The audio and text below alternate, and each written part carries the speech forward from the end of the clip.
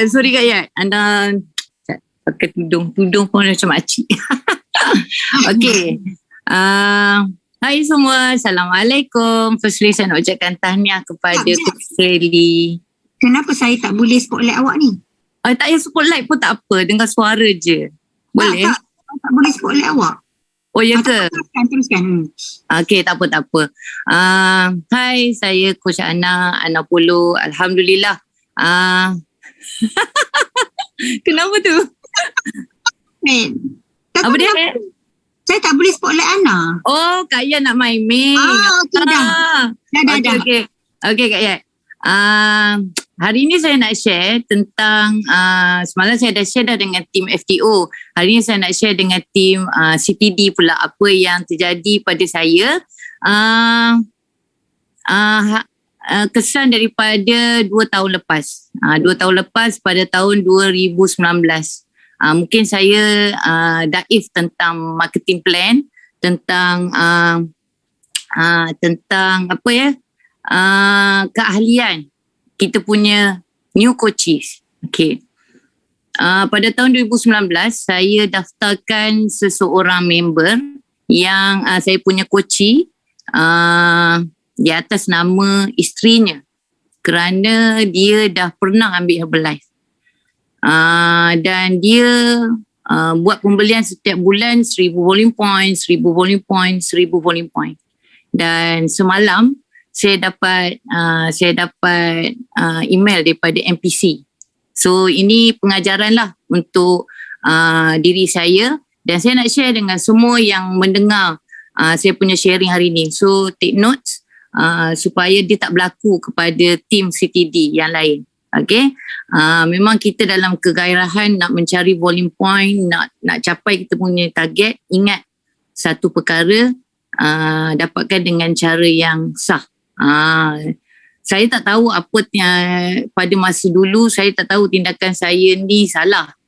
Sebabnya dah diluluskan kan, dia dah jadi ahli kita. Saya ingat okey lah, dia dah jadi member kita kan. Kalau kata tak jadi, boleh dia akan reject waktu daftar kan. Rupanya boleh dia terima je kita daftar atas nama isteri. So dia buat pembelian macam biasa, dan sekarang dia dah QP dah. Semalam saya dapat email daripada MPC, keahlian dia digugurkan di bawah barisan saya. So kesan dia ialah ada beberapa kesan lah. So sebelum saya tahu apa dia kesan dia semua, saya refer kepada saya punya upline, saya refer saya punya president team. Alhamdulillah, saya rasa lega bila saya berkongsi hal ini terhadap saya punya upline and then upline. Bila saya berkongsi keadaan tu, dia akan orang atas pun dia akan tahu apa yang berlaku. Okay, apa yang terjadi pada barisan-barisan bawah. So saya dapat email daripada MPC. MPC menyatakan bahawa keahliannya digugurkan di bawah barisan saya. So saya akan terimalah apa kesannya. So antara kesan-kesannya ialah Herbalife akan tarik baliklah income yang saya dapat retail daripada saya punya tim yang digugurkan tersebut. So saya tak tahu berapa yang perlu saya bayar, dan kemungkinan saya tanya juga, saya tanya presiden tim Uncle Ellen. Saya tanya ada tak kesan dari segi volume point, dari segi kedudukan pin semua kan. Kata Uncle Ellen tak ada kesan, cumanya kesan dari segi are you ready untuk Herbalife minta income yang diberi secara retail dahululah. So saya kata saya ready lah. Kalau itu bukan rezeki saya akan pulangkan balik. Okay, mungkin daripada situ saya dapat kifarah-kifarah yang akan datang. So daripada baik saya bersihkan. Okay, saya bersihkan. So I'm ready untuk apa-apa yang terjadi, apa-apa kesan daripada kes tersebut. Kes dia sebenarnya bila kita dapat daripada email daripada MPC, kita jangan gelabah. Okay, sebenarnya itu adalah salah satu pembelajaran untuk kita dan salah satu pengalaman untuk saya berkongsi dengan saya. Ya? Agaknya email daripada NPC tu dia macam email dia subjek dia macam mana? Maksudnya dia memang daripada customer care ke ataupun ada special email? Maksudnya Dia special email. Dia special email daripada MPC. MPC ni dia macam MPC apa dalam ya, income wholesale. Yang MPC tu apa yang abang tu? Lupa dah. Semalam SNP tu apa tiba-tiba tu start notepad kan bukan. Member practice ... Member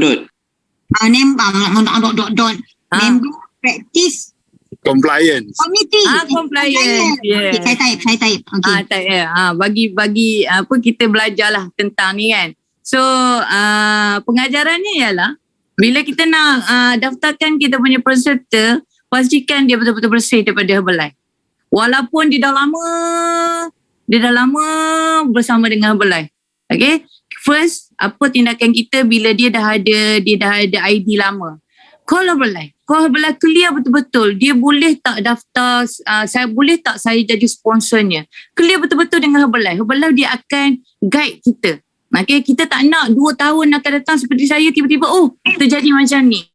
Kita akan kalah bila kita punya customer, Riz, kita punya customer yang nak daftar bagi kita tu beli banyak. Bayangkan masa tu kita nak complete 5,000 ke nak complete 7,000 kan. Orang tu nak beli 1,000. Kita terus kalah dengan semua apa yang akan terjadi pada masa akan datang. So pengajaran lah buat semua. Saya terima je apa kesannya. Saya jadikan dia sebagai satu pengalaman kepada saya dan saya boleh berkongsi kepada ahli-ahli baru, junior-junior coach yang baru. Okay. So refer kepada kita punya upline, refer kita punya presiden, refer kepada orang yang berpengalaman tentang hal ini. Sebenarnya bukan kita yang pertama jadi kes macam ni. Dah lama dah, sebenarnya kes ni dah banyak berlaku. Okay, so apa tindakan yang perlu kita buat? Refer kepada yang arif supaya kita follow apa yang dicadangkan lah. So sekarang ni saya tengah menunggu jawapan daripada PT Ellen Asria, apa tindakan yang perlu saya buat. Semalam PT Asria dia cakap dengan saya, Ana, you get ready, you punya income after this you kena bayar balik. Berapa yang diorang akan kira lah, berapa statement dia, so you kan kena kira balik and you kena ready semua hal. So saya kata dekat presiden team, saya cakap okay, saya ready, dan insyaAllah untuk saya for the next step saya mesti dapat cabaran. Saya fikir-fikir balik, ini cabaran ni bagi saya, and then saya rasa cabaran saya ni peluang untuk saya go to the next level. Okay, so kalau ada apa-apa soalan bolehlah tanya kepada saya boleh share. Okay, dia sebenarnya kan, okay, kesalahan yang ini kan, dia titik daripada, ingat tak saya pernah berkongsi dekat elite team tentang Shopee case. Tentang Shopee case kan. Okay, after dah MPC clear tentang Shopee case tu, dapat kesalahan yang kedua. Bila ada satu ini yang Ana bagi tahu pasal. Ana ada beritahu kan. Bila ada satu kes daripada one customer, Herbalife dia akan korek apa lagi next, siapa lagi, dia tak stop dekat situ. So itulah. Nanti saya pun nak tanya beberapa orang yang berpengalaman tentang hal ini. Dia bagi macam cooling period lah, apalah, saya tak pernah faham. Daripada email tu ada 12 muka surat email daripada MPC. Dia cerita habis daripada saya punya organisasi sampai ke presiden tim organisasi. Okay. So itulah saya nak berkongsi. Dah lama kan saya tak berkongsi. Saya masuk CTD pun sekejap masuk sekejap tak kan. Saya minta maaf banyak-banyak. Dah lama saya tak sharing. InsyaAllah saya rasa inilah peluang saya untuk saya belajar. Okay, saya dah lama tinggal perkara yang saya biasa buat dahulu. Jadi untuk menjadi orang yang luar biasa, kenapa saya tinggalkan perkara yang biasa saya buat dulu. Kan? Okay. So itulah saya sharing saya. Terima kasih. kita doakan Coach Ana kuat dan tabah. Dan saya faham sebenarnya kenapa kita dalam circle Herbalife ni kita ditekankan tentang konsep rezeki.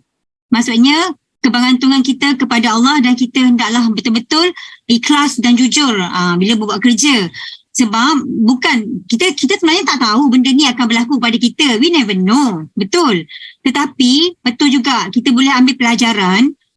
Instead of kita tanya kepada dia, maksudnya macam hari ni mungkin isteri dia tanya kita, tetapi kita tak tahu rupanya sebelum ni suami dia yang pernah daftar. Kita tak tahu rupanya. Jadi kita ni excited lah untuk ada orang baru, peserta aktif kan. Betul. Nono rupanya dia memang tak pernah daftar, tapi suami dia pernah daftar. Saya dulu ingat tak, dulu kita boleh daftar suami isteri dalam satu akaun. Sekarang dah tak ada dah kan. Sekarang tak ada dah. Jadi masa orang yang lama yang dah daftar, sebenarnya diorang automatik daftar diorang punya wife. So saya ingat bolehlah daftar wife dia punya email kan. So itulah jadinya. Masing-masing stres. Sebelah sana stres, sebelah sini hampir stres. Saya okay, relax dulu. Kita tanya pakar. Kita tanya orang yang arif tentang hal ni kan. So sekarang saya dengan customer saya tu pun okay je. Dia pun macam saya minta maaf lah coach. Saya tak tahu ini kesannya pada coach semua kan. Betul cakap dengan dia, tak apa. Ini pengajaran untuk kita. So mungkinlah daripada sini kita tak boleh turun berat badan. Kita tak tahu kan. Dia memang product lover Kak Yat. Dia kalau sekali beli, dia bukan beli 100 Kak Yat. Dia akan beli 1000. Ini banker tu ke? Dia orang majlis daerah. Orang atas-atas jugalah. Salah orang. Okey. Okay.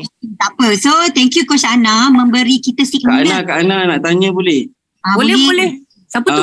Maksudnya Zul. Zul. Nak tanya, maksudnya kalau setiap kali kita nak activate account member, maksud kita kena tanya husband dia status pun sekali, betul tak Kak Ana? Ambil dua-dua IC.